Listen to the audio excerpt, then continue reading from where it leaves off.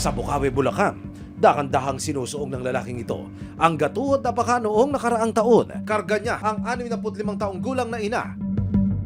Kailangan siyang dalhin sa bayan para mapacheck up sa doktor. Pero dahil hindi makapasok ang sasakyan sa binabaha nilang kalsada, walang ibang paraan kundi bitbitin ng lalaki ang senior citizen papalabas ng kalsada. Ang tatay naman na ito, naabutan ng resibo na isinasakay sa lumang styrofoam ang mga anak. Paano yung mga bata? Ganito na lang kami. Ang inirereklamo ng mga residente sa resibo, ang road with drainage project na ito na nagkakahalaga ng mahigit 23 million pesos para protektahan ang lugar sa matinding pagbaha. Sinimulan daw ito ng DPWH Marso noong nakaraang taon. Sa loob ng mahigit 3 buwan, ito na ang itsura ng kalsada. Nakalitaw ang mga bakal at hindi sementado ang kalahati ng daan. Higit sa lahat, dahil hindi na pantay ang kalsada, naipon na ang tubig sa mga gilid na eskinita. Pero hindi lang isang kalsada ang kanilang inireklamo. Maging ang bypass road na nagkakahalaga ng mahigit 60 million pesos. From diversion road to rough road, real quick yarn. Bigyan kami ng solusyon. Maraming paperweight.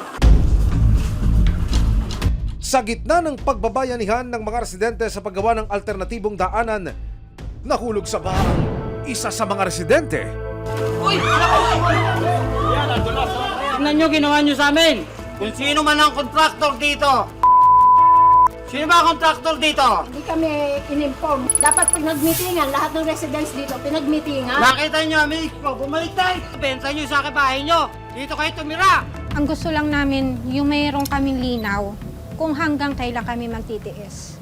Minsan lang nakapanayam ng resibo ang DPWH Bulacan 1st District Engineering Office tungkol sa inirereklamong mga kalsada. Ang humarap sa amin noon ang ngayoy kontrobersyal ng si Engineer Bryce Hernandez. Ang naging issue natin dito is right of way, kaya as of now, suspended tayo. Bakit po tayo nagsimula if meron na pala siyang right of way issues? Actually, ma'am, ayan, ang dumadating na lang sa amin is yung funding and yung alignment. We're just here to implement. We're just here to survey, to verify kung saan yung paggagawa ng project. Then doon pa lang natin malalaman na yung mga private property na tatamaan. So before that, we have no idea na tatamaan itong mga private properties na to. Pag-amin pa ng DPWH na disburse o nailabas na ang mahigit kalahati ng milyong-milyong pondo. Actually, Bukawi Balagtas Diversion Road, funding niya is 2020. Ang disburse natin sa nasa 50% na. Sa Lulumboy, yung road with drainage, so na-disburse naman natin dito is 60% na. We're doing our best na makipag-usap dun sa mga apektadong residente na tatamaan ng project natin. Pangako pa ng project head sa resibo noon. Within this year din po matatapos namin. Nagkaroon lang po ng issue sa survey dito. Pag po nag-ayos na kami sa survey, matatapos natin po namin.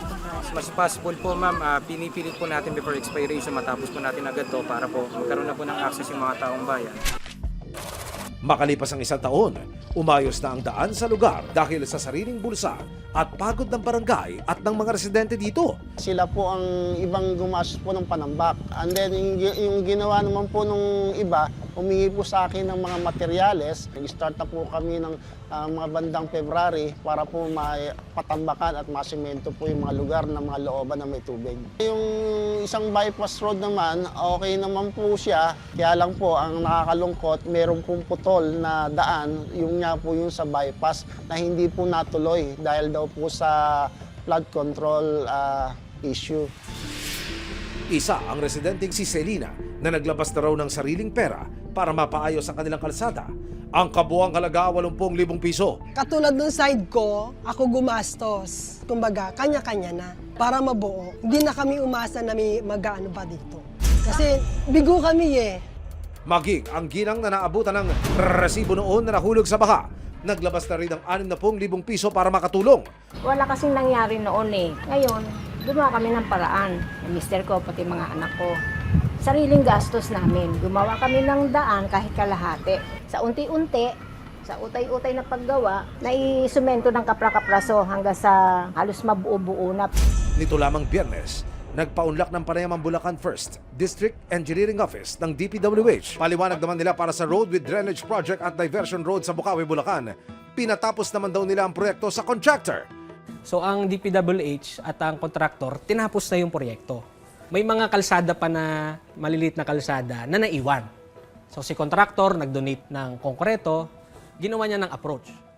Yung mga tao naman na after ng approach, yun na yung mga ginawa nila. Yun yung mga nababanggit nilang nagtulungan na sila. I-report ko lang din po, may portion pa doon na naiwan na nag-intersect doon sa tambak ng bypass road. So immediately po, nag-instruct na po ako na ayusin na rin po yun kasi magtatag-ulan na. Maraming salamat sa panonood. Mga kapuso, para masundan ang mga reklamong nasolusyonan ng resibo, mag-subscribe lamang sa GMA Public Affairs YouTube channel